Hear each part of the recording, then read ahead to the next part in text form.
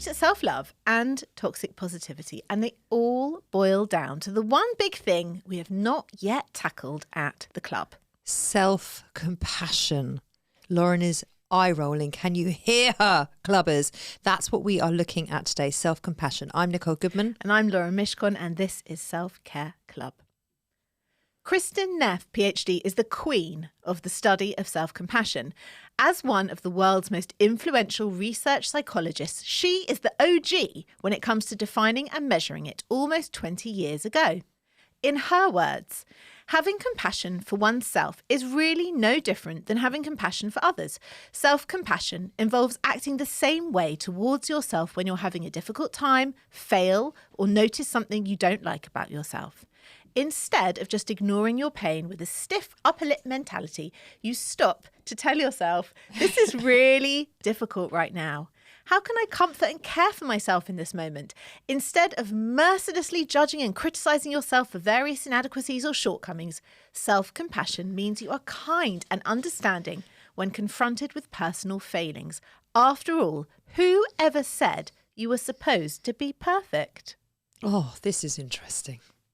This is interesting. And it makes me laugh that you have just read that out. And I'm already uncomfortable. I mean, this is just totally not how you go through life. Ever roll. No. Never. And I don't think there's any amount of work that will change that. So great. Thanks for the vote of confidence there. So thanks for listening, everyone. We'll be back next week. Because that's how Lauren got on.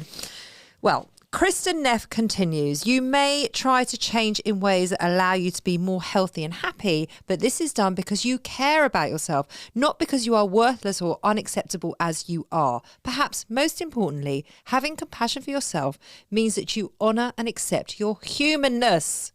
Are you listening? I'm listening. You got to honour and accept your humanness. Ears wide open. Are they though? They are. They are. They're open. Is it going in? It's filtering. Or is it just sort of staying very periphery and it's just then slipping off?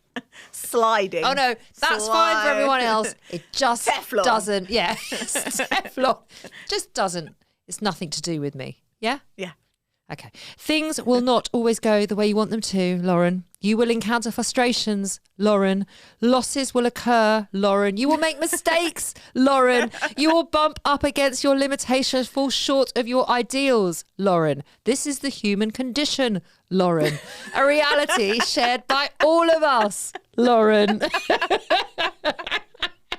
The more you open your heart to this reality, Lauren, instead of constantly fighting against it, the more you will be able to feel compassion for yourself and all your fellow humans in the experience of life. Are you listening? I am listening. As I always said to my girls, are your listening ears on?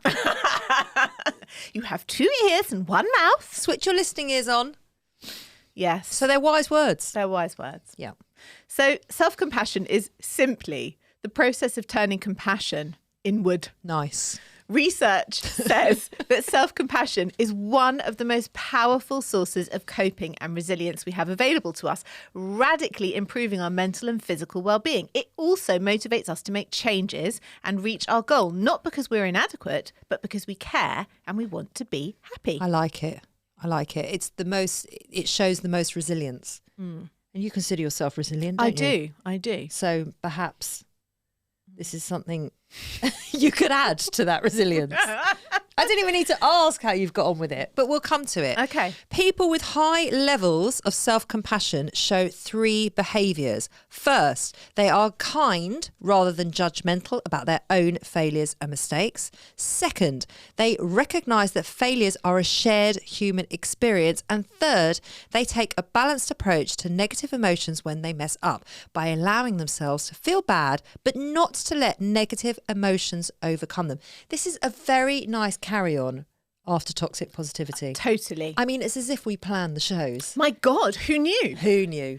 Kristen Neff also has some important things to say on what self-compassion is not. Nice. She's very clear that self-compassion is not self-pity. Nice. But how do we separate the two? Yeah, and how can we recognise it? Right, so people involved in self-pity are so enmeshed in their own problems, they forget that other people have problems of their own. They can get totally wrapped up in themselves and their own drama, and they feel like they're the only ones who are suffering. And I think we can all think of a friend or two who does this, can't we, in our lives? Yeah, I mean, yeah, I've come across those people before, of For course. sure. What self-pity does is exaggerate their feelings of personal suffering, and it separates them from other people. But with self-compassion, it allows you to see that your own experiences are related to other people's and you don't feel disconnected. So when you're throwing yourself a little pity party, you can't be objective about your situation. But when you are in self-compassion, you can see the bigger picture. I mean, you don't do either. No, I don't. I know this No, isn't... I do a bit. But you don't do a pity party. Sometimes I do. I can. You slip into it. But you get out of it very quickly. Yeah, like 20 seconds of pity party. You know, that's allowed. Okay, You're thanks. allowed a 20-second pity party.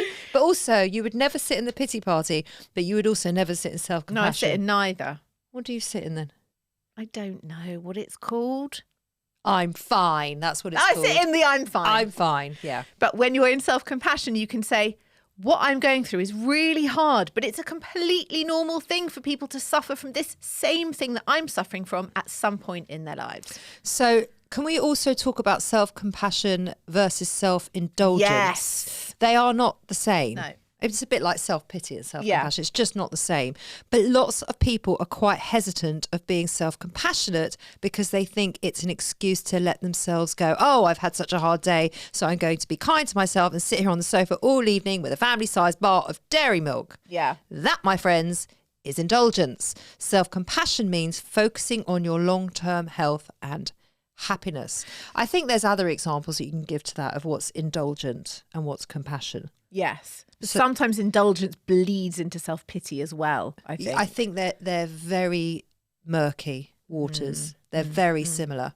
So, for example, like self-indulgence would be, if I'm tired, I'm really tired. So self-compassion would be, I'm going to have an early night and I'm Yeah. going to go and put myself to bed and then I'm going to wake up in the morning and feel much better. Yes. Self-indulgence is just, right, you go to bed, you lay in bed all night, you watch TV, you'll eat crap food in bed, then you lay in and then you're still lying there till 10:30 in the morning, still haven't got anything, that's indulgent. Yeah. And often being self-compassionate is actually not doing the thing that feels like the treat. It's actually doing the harder thing, but for the longer term goal. You think it's a treat, but actually it's not. It's indulgence. Yeah. I love it. I Yeah. love the distinction. So, but how can you know? How do you know which to choose? Because it's not always the easier choice. So the self-compassion bit might be, do you know what? I am going to get up and go for a walk and do an extra lap because that's really good for my health. And that doesn't feel self-compassionate. That feels meaner than I'm going to sit on the sofa under a blanket and watch Schitt's Creek for 4 hours. That feels like the treat, but it's not self-compassionate because you need to think about your future self, your long-term self. Do you know, sometimes for me, sitting on the couch and watching 4 hours of Schitt's Creek is self-compassion. Sometimes. Yeah, because I'll always do the walk. Yeah. Or I'll always push myself Yeah. that bit further. So Yeah. actually, for me to be compassionate, I have to stop. It's funny. It's just however you function. You just have to be really aware of it. It's true. Self-compassion is also not self-esteem. They're not the same thing. Self-esteem is about our sense of self-worth and how much we like ourselves. And self-compassion is not based on self-evaluation. It's just understanding that all human beings deserve compassion and understanding. And research shows that in comparison to self-esteem, self-compassion is associated with greater emotional resilience, being more caring in relationships, less narcissism, and being less reactive and quick to anger. So self-compassion shows greater emotional resilience, does it, Lauren? Apparently so. Means you're more caring in relationships, does it, Lauren? Apparently so. Nice. So it's quite good for you, isn't it? So they say. There's a word of warning, though. Yeah. Some people find that when they practice self-compassion, their pain actually increases at first. So this is called backdraft. The same as in a house fire, when the door is opened, oxygen comes in and flames rise. When we open the door in our heart, love goes in and old pain comes out. But we can tackle any pain with self-compassion and the heart will naturally begin to heal. You just have to be a bit patient.